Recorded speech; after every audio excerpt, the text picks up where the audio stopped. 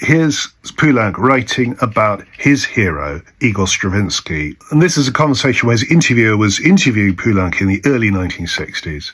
So Poulenc had only a couple of years left to live.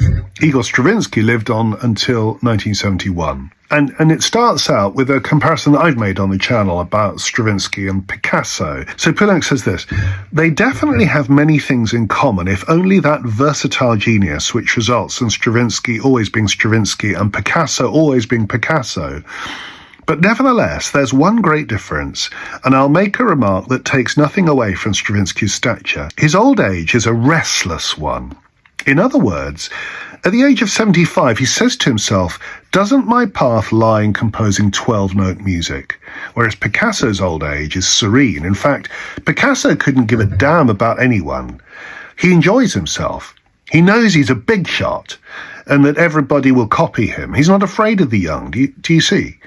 So it's a fascinating quote because Poulenc is comparing Stravinsky and Picasso, and of course there's much to compare. But in the end, he's saying, Picasso knows he's a big shot. Stravinsky's a big shot, but somehow there's a restlessness and there's a sense, and I think this is true of Stravinsky. It's kind of what made him a great composer. He's always watching other composers, and he's always trying to keep ahead. And at the end of his life, he could see composers like Boulez and Stockhausen and Berio and Ligeti, the younger generation coming up with absolutely new music after the war, a new idiom. Serialism was such a dominant trend in the 1950s, and Stravinsky just thought, I've got to compete. I've got to write my own version of 12-tone music.